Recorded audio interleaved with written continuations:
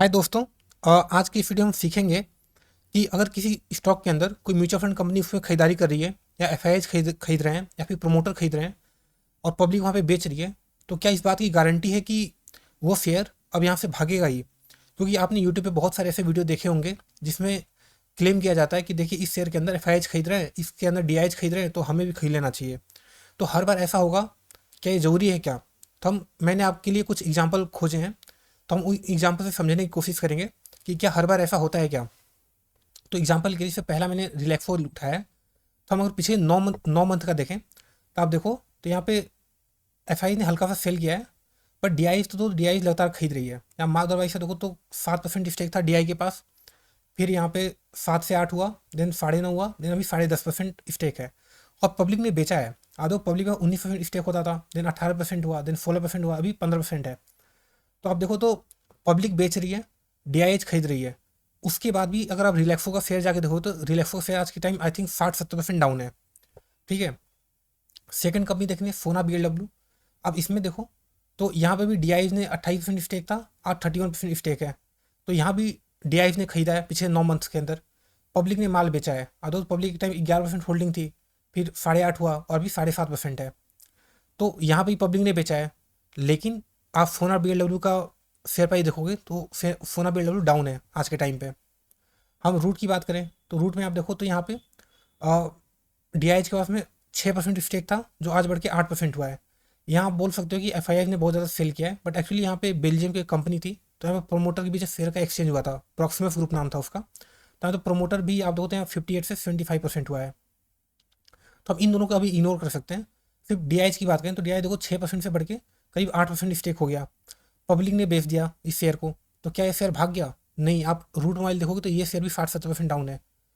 एक दूसरी company fine organic, तो अगर आप यहाँ पे देखोगे तो यहाँ लास्ट 9 मंथ में एफ ने अपना स्टेक बढ़ाया है, डी ने भी अपना स्टेक बढ़ाया है ना, 10-11% से 11.5% हुआ है।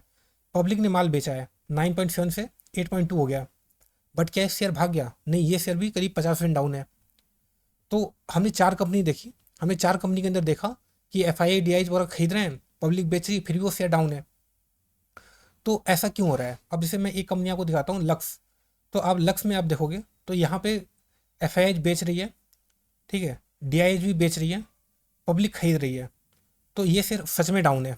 ठीक, मतलब यहाँ पे पब्लिक खरीद रही है, DIH बेची, तो भी ये शेयर डाउन है। तो हाँ, इस केस में थियरी सही निकलेगी कि अगर FII DIH बेचेंगे, ठीक है, तो शेयर प्राइस नीचे जाएगा। तो एक्चुअली ये रूल हर बार फॉलो क्यों नहीं हो रहा है? तो देखिए होता क्या है कि जो एफ या डी होते हैं वो लोग इमोशनलेस होते हैं। इमोशनलेस क्यों? क्योंकि उनके पास जो पैसा होता है वो खुद का नहीं होता, उनके क्लाइंट का पैसा होता है। जैसे डी का मतलब क्या होता है? Domestic institutional investor. तो जैसे SBI म्यूचुअल फंड है, तो एक कंपनी जो म्यूचुअल फंड चलाती है, तो हमारे आप जैसे रिटेल इन्वेस्टर उनके फंड के अंदर SIP करते हैं या लमसम इन्वेस्टमेंट करते हैं, तो म्यूचुअल फंड कंपनी के पास पैसा आता है, फिर वो लोग पैसा शेयर मार्केट के अंदर लगाते हैं। तो उनका क्या होता है कि जो क्लाइंट का पैसा है तो उनको लगातार पैसा बना के देना होता है। अदरवाइज क्या होगा कि लोग SBI की म्यूचुअल फंड में पैसा निकाल के रिडीम करेंगे और फिर सोचेंगे यार SBI तो बेकार है, हम ये पैसा निकाल के ICICI की म्यूचुअल फंड में डाल देते हैं, या फिर उसको निकाल के एक्सिस में डाल देते हैं, या फिर पराग पारिक में डाल देते हैं। तो हर म्यूचुअल फंड कंपनी को डर होता है कि वो परफॉर्म नहीं करेंगे तो क्लाइंट उनका पैसा विड्रॉ करने लगेंगे। और क्लाइंट अगर पैसा विड्रॉ करेंगे तो म्यूचुअल फंड कंपनी को कमीशन नहीं मिल पाएगा, वो अपनी इंप्लॉयज को सैलरी कैसे देंगे?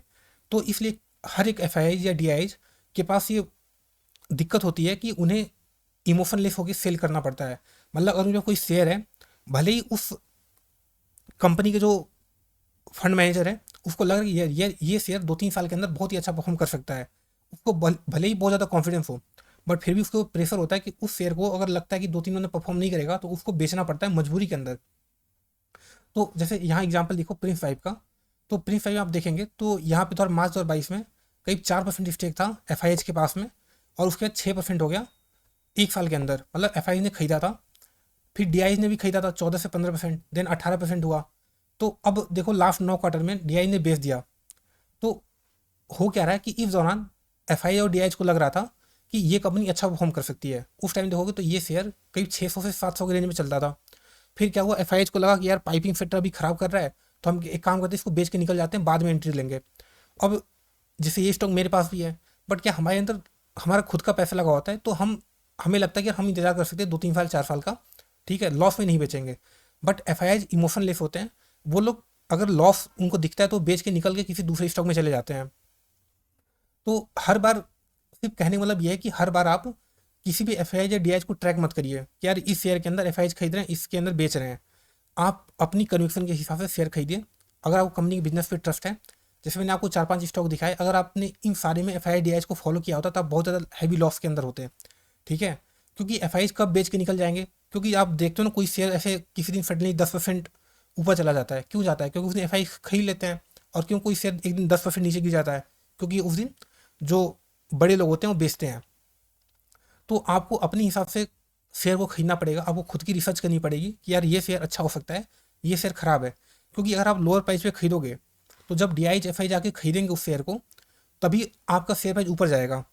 ठीक है, अगर उन्होंने ऑलरेडी खरीद लिया है और उनके खरीदने पर शेयर प्राइस ऊपर जा चुका है तो आपने ऑलरेडी मलाई निकल चुकी है, आप उसके बाद एंट्री ले रहे हो, तो आपकी एंट्री लेने के बाद तो शेयर गिरेगा ना। तो इसलिए एफआई और डीआईएच को ट्रैक मत कीजिए ज़्यादा। ठीक है, एक सिग्निफिकेंट पोर्शन हो तो अच्छा होता है। मतलब कि अगर किसी भी कंपनी के अंदर एफ आई डी एच के लिए से 5-10% स्टेक हो तो थोड़ा सा कॉन्फिडेंस आता है उस कंपनी के ऊपर कि हाँ इस कंपनी के अंदर बाकी लोग भी इन्वेस्ट कर रखे हैं। ठीक है, जैसे अगर मान लीजिए कोई कंपनी है जिसके अंदर सिर्फ प्रमोटर हो और सिर्फ रिटेल हो, उसके अंदर एक भी एफ आई ना हो, एक भी डी आई ना हो, तो वहाँ पर थोड़ा सा रिस्क ज़्यादा होता है फ्रॉड का, कि आप सिर्फ आप प्रोमोटर के ऊपर डिपेंडेंट हो। क्योंकि जब एफ आई डी एच पैसा लगाते हैं तो थोड़ा एनालिसिस करके और वो मेनली मैनेजमेंट से बात करके अपना फॉरेंसिक अकाउंटिंग करके उसके अंदर पैसा लगाते हैं, तो थोड़ा सा ट्रस्ट वाली बात होती है। तो ये एक अच्छी बात होती है कि अगर किसी कंपनी के अंदर एफ आई डी एच का इन्वेस्टमेंट हो तो, बट सिर्फ उनको ब्लाइंडली नहीं फॉलो करना चाहिए। ठीक है कि यार दो एफ आई ऐसा करें, डी आई ऐसा कर रहे हैं तो मैं भी कॉपी पेस्ट कर देता हूँ। क्योंकि आप कॉपी पेस्ट कर तो दोगे, लेकिन जब वो लॉस में आएंगे तो वो बेच के निकल जाएंगे और आप हाथ पे हाथ धर के बैठे रह जाओगे कि अरे यार लॉस में कैसे बेच दूँ। तो या तो आप कॉपी कर रहे हो तो फिर अच्छे से कॉपी करो, इमोशन लेस होकर कॉपी करिए। ठीक, या फिर कॉपी मत कीजिए। क्योंकि जो म्यूचुअल फंड का डेटा आता है ना वो हर मंथ आता है। वो आपने अगर म्यूचुअल फंड कंपनी ने कोई शेयर खरीदा था, उसने अगर 15 तारीख को बेच के एग्जिट कर लिया तो आपको ये बात पता चलेगी 1 तारीख को अगले मंथ की। तो आप ब्लाइंडली कॉपी मत कीजिए कि एफ आई डी एच क्या कर रहे हैं। ठीक है, ये डेटा क्वार्टरली या मंथली अपडेट होता है, रियल टाइम में को नहीं पता चल सकता। इसलिए ब्लाइंडली कॉपी करना किसी भी एफ आई डी एच को बहुत ही घातक हो सकता है। इसलिए हर एक शेयर का अपना खुद से रिसर्च कीजिए।